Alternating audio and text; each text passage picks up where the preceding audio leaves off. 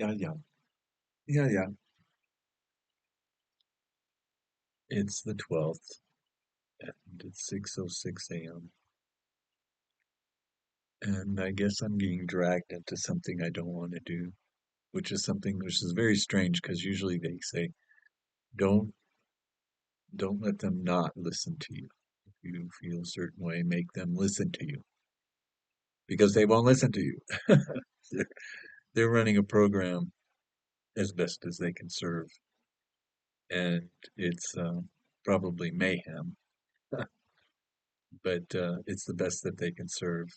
And well, it turns out that I'm going to have to go through radiation, and I don't want to go through radiation.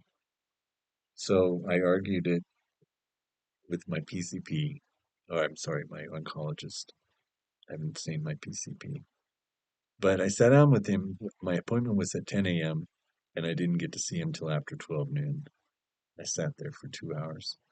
And Jeff was going to be my witness and kind of support, but he couldn't stay there all that time. He had to go back to work, and he had to feed the cats and get lunch done. So he left me there, and he got his stuff taken care of. But I went in there alone, and he hadn't read any of the reports or seen any of the imaging until moments before he came in the office. So from Friday or Saturday when I called, um, and then Monday I called, they had not handed it to him. The nurses were reviewing the information, but all they kept seeing was the front page, non-emergency, non-emergency, and you know, negligent, negligent, whatever.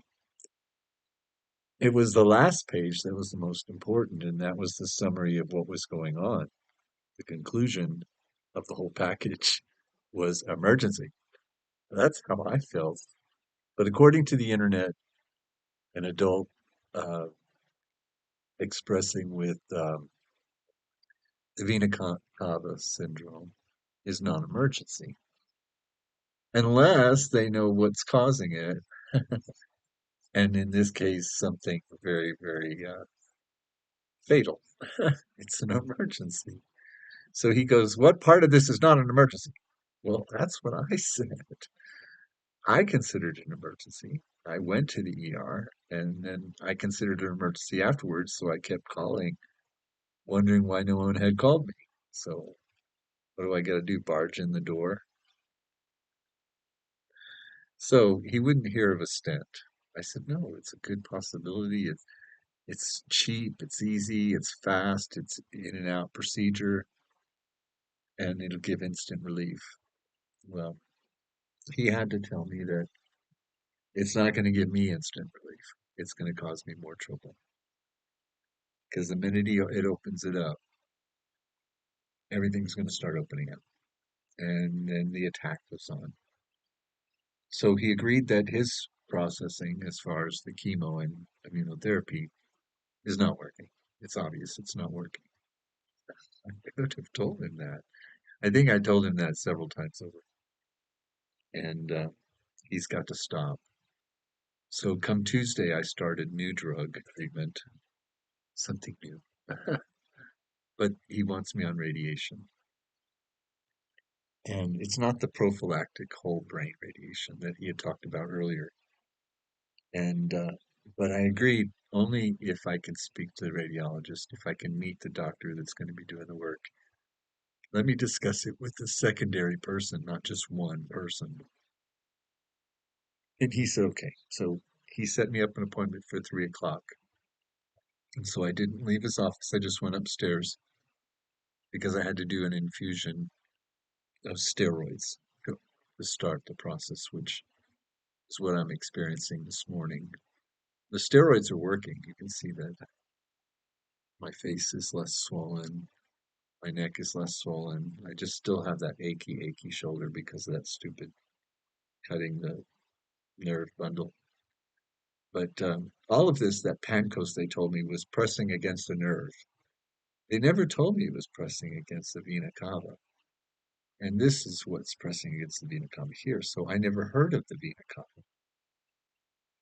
Not from this. But now that this is going on, I met with the radiologist, oncologist.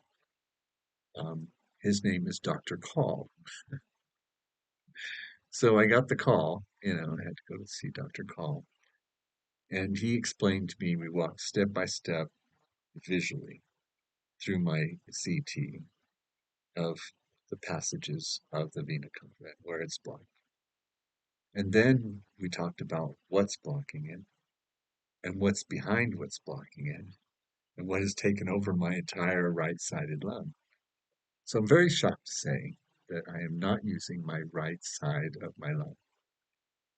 It can't be used unless it's opened up, and this is what's got to happen. So this morning, my lungs feel like pins and needles with every breath.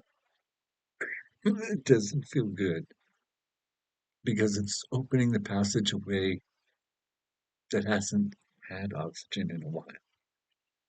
So I'm sure that those, whatever they are, that's within the lung structure that takes in the oxygen, are a little stressed out. It's kind of like Nemo of the Matrix when he was having difficulty when they first rescued him, and he said that he's never used his lungs before.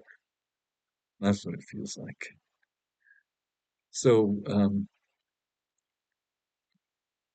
we talked a little bit more about the radiation, and I was able to express my fears that it's the loose cipher, that is all part of the advent of the abomination. So in truth, it can be considered the overspreading, but doesn't have anything to do with the womb. So it's not the overspreading of the abomination itself. That's how I feel. But it is the loose cipher, which is the binding of three or more, to create such a tool. So we finally agreed that we could do this at a very, very low level dose and do it strategic. And so we're going to hit centrally right here. And so they had to do a tattoo mark with a tattoo pen and cover it with some tape. That's where so that they get the same spot. And then they created a headpiece out of foam sort of cushions and stuffings that fits strictly to my head. And so this piece is like it's a jig that can be set aside so that each time I come in and it's set down, I set in the same position every time. And I reach up and it has bars I have to hold on to. And it secures my arms so that they're relaxed. And we had to make that yesterday and then do the marking. And so in my own discoveries, in in in what it is that we talk about as far as Revelation, the Bible, the end times, however you want to perceive that subject matter, the apocalypse, that I have seven eyes. I do. I have six stars across my chest that are actually moles. They were something that are very big and ugly, and I hated them all my life. And as a little child, they were very embarrassing, and I would hide them under my clothing. And I was never a person to wear my shirt or go without a shirt in public. And a mole is a spy. Yeah, a mole. A mole in an institution or an organization, that's a spy. And a spy is an eye. And so I recognize them as seven eyes, but I only have six across my chest and one on my right forearm. And that's the seventh, and it's disconnected from the chest, but I always considered it as part of the whole. That's what I got. But apparently it's kind of similar to how Jonah did not want to give the message to Nineveh, and no matter what he did, the elemental factor of those four winds was going to make sure that he made it there, no matter what he did. So they had to throw him off the ship because of a tempest storm and then a whale or a fish, a mighty fish, swallowed him up and delivered him right to the shores of Nineveh. And what he prophesied caused the people to change, and so the prophecy didn't fulfill itself in the destructive manner that he foresaw. And he sat outside the gates of the city where God gave him a plant to give him shade. Something grew over him, like a fern, something that covered him. And it turned to mush in the sun as the day passed. Yeah, he wallowed in it. He wallowed in his wanting to, his own, uh, his own validation would have been the destruction of Nineveh, and it didn't happen. And it's like a mushroom turning to just mush, afterwards it just melts, turns to liquefaction, it liquefies to a brown, sticky tar. I imagine that's what it was like, poured all over him. And maybe in his own right, he knew that this was his correction for not listening to the Spirit as it spoke to him. So in my situation, my intuition tells me to stay away from the Lucifer when in fact something farther beyond is celebrating. Something far beyond is saying, go that way. And my intuition is saying no, because there are symbols all around us. And yet, uh, the kitty cats are hungry outside. Sounds like they're scratching at the door. They don't eat till about 6:30, so I figured I had about 30 minutes to talk. So, trusting your intuition, your inner voice, but yet there is a smaller voice still beyond that. And then there's what I call the correction of the Spirit. Sure. Turn your question towards the Spirit or your valid make a statement towards Spirit, and Spirit will validate it. And sometimes the validation of the Spirit is correction. That's the whole process. And so in my stubbornness, like Jonah, I don't want to carry through the abomination so that it may stand in the holy place and declare itself of God. I've allowed my gut to drag me away, and the tempest comes. And the tempest comes. So upon me now, I'm going to do the radiation and end up back where I started from. Well, the imaging did not look good. To see the obstruction on my heart, it's pressing on my heart. And it's pretty specific. It would look to be about the size of a baseball. Yeah, a baseball, where my heart's a little bit larger. But what's beyond that is a lung filled to the capacity where it's lost, you know, 85% of its use. And that must have been what I felt when I had that embolism situation and they sent me to El Paso and that extreme pain jolted through my right chest like a searing hot heat. And it was that portion of the lung collapsing into it, not allowing oxygen to flow anymore. And it blocked me ever since. And of course, they did the lavage with the bronchoscopy, which may have cleared it up so that it couldn't be seen. And then I was using it, but then it completely collapsed again to where not collapsed, it's just filled. So I cough up blood, which is not unusual, but I'm just surprised that I don't have that much capacity left.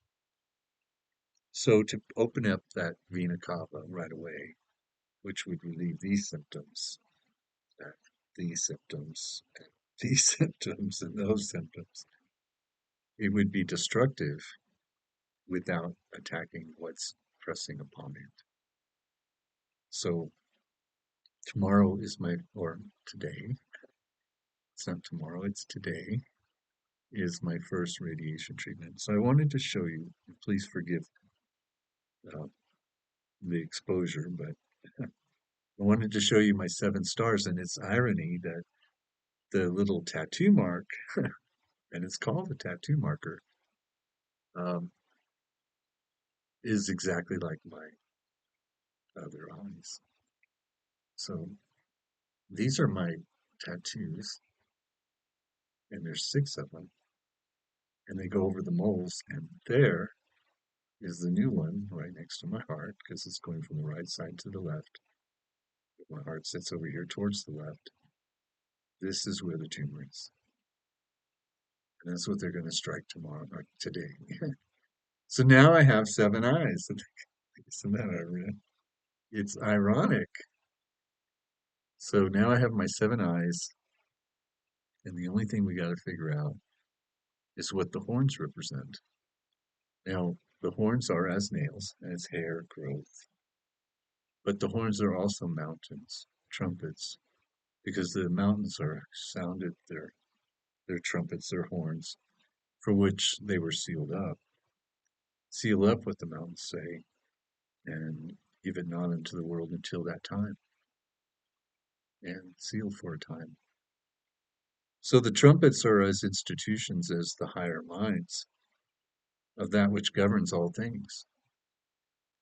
Now, I don't have those things at my disposal or anything of the like. I'm not a political person. I'm not a corporate person. I'm not part of the big machines that run those mountains. But at the peak of each one of those mountains, is a projection. So that's the sound that would come from such a great and powerful thing. So I would definitely consider them as part of the 7 angels, which would be as the 7 churches, to sound those voices unto the churches. That message is as a song would be an alert, as Nineveh would have received to repent, to return unto the hand, to find out what's in the hand. You find out your little letter, and it's written to you, giving you warnings. Now, which church you are depends on where, of course, your whole instinct would tell you where you belong versus where you don't belong. We all feel that in relationships and in jobs and environment states, wherever we are, that we're not in the right place. So we're not following where we should be when the smaller voice is telling us what what should be proper for us, natural for us, ideal for us, something that's fitted for us. And so those sounds will sound forth. We should not be in the educational system if we don't have an inner need to lift the child up. Yeah, it's not meant for making money. It's not meant for power and control. No. And likewise, the medical mountain, and likewise, the governmental or entertainment mountain, and they have like 7 mountains. I can hear the little baby just outside of the door. I'm going to pause and get them fed and come right back. Okay, it resumed.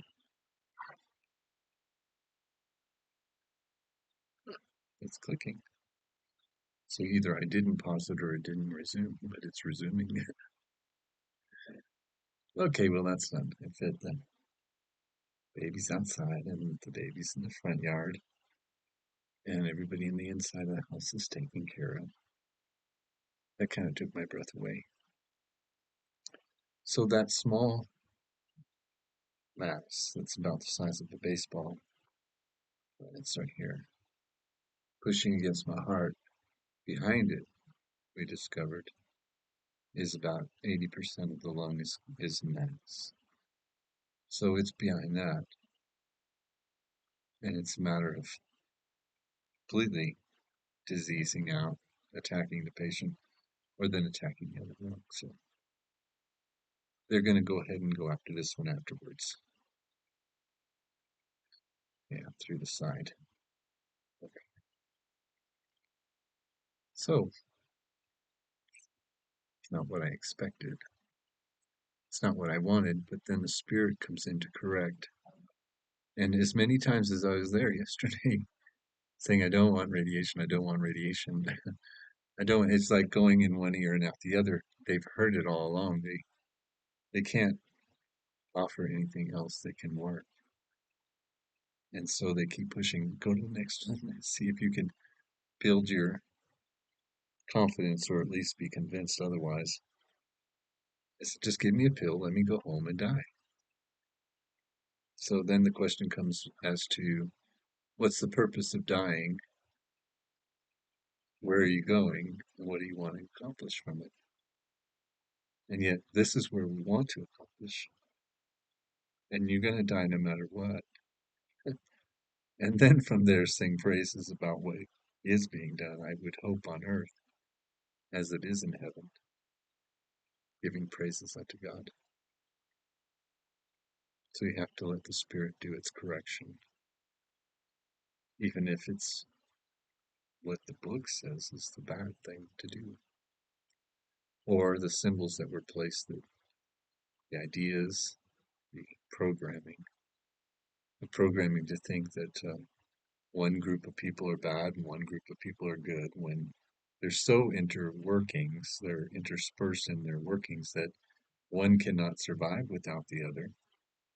One is needed over the other at that time that the other one is not over this one. So I'm looking at this whole party situation, the cackling, giggling, silliness of Kamala Harris to act like a child when in fact she's got the power to hurt people and has hurt many people. Family units, destroyed people without a whim. And then we have a candidate like Donald Trump who's never actually hurt anybody and has always taken advantage of the system in order to reap the benefit to make everybody else's lives better, like a good leader, like a good king. And yeah, there's some bad stories along the way, but what the goodness comes out of it is incredible and overwhelming.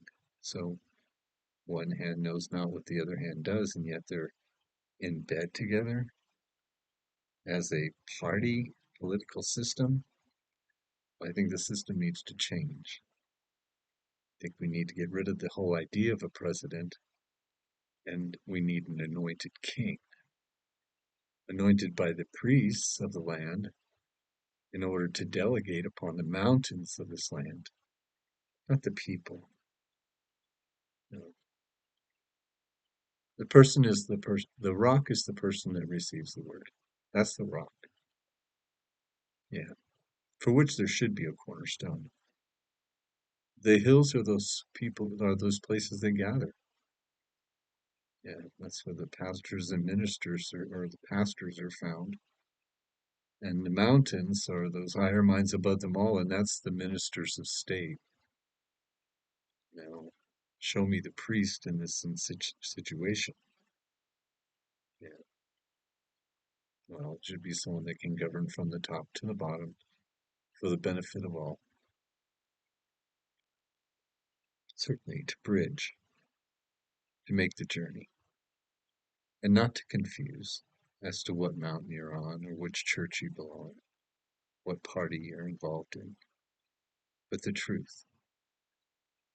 And so now, right now we're at that chasm between two mountains, that valley of the shadow of death. Well, we shall fear not. Yeah, we shall fear not. And allow the changes to come so that we can see the fruition of all those labors and not to blame, but to, if we have to, through accusing, judging, and resolving. Because judgment is to resolve, not to punish.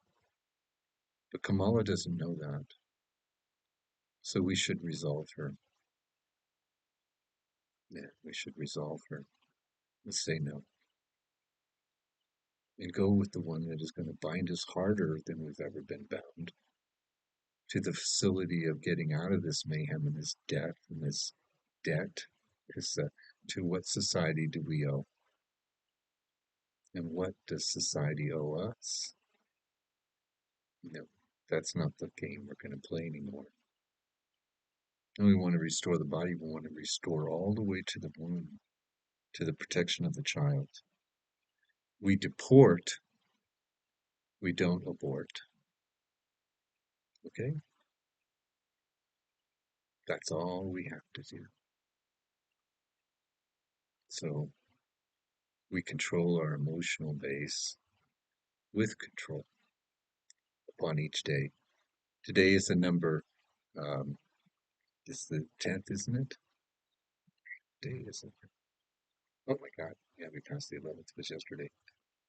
That's when I went through all the doctor's office was 9/11. And it just so happens to be Tobit's birthday. My orange cat, that's his birthday, 9/11. So he's 1 year and 1 day old today. So today we're looking at the 12, when with that 8, that pinnacle, with the 8 of power, the power of the pinnacle, power onto the pinnacle, we get illumination. Yeah, so there's light, the 11, illumination.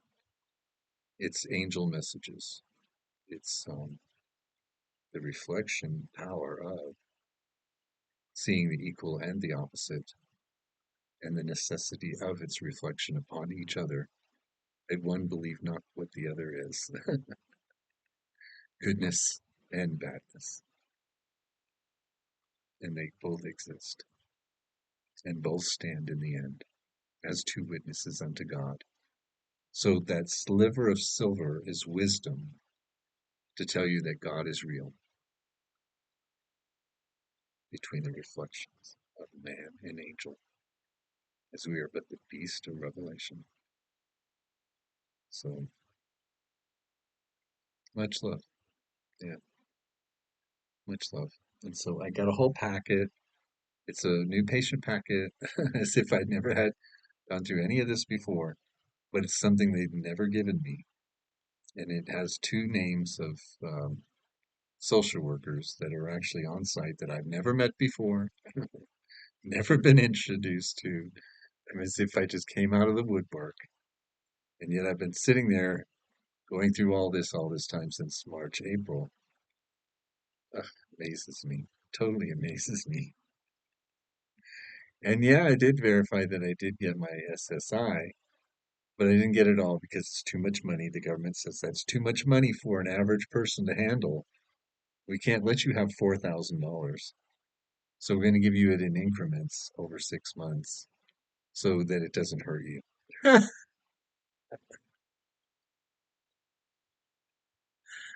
Plus, they'll give me $600 a month. That's what my SSI comes out to.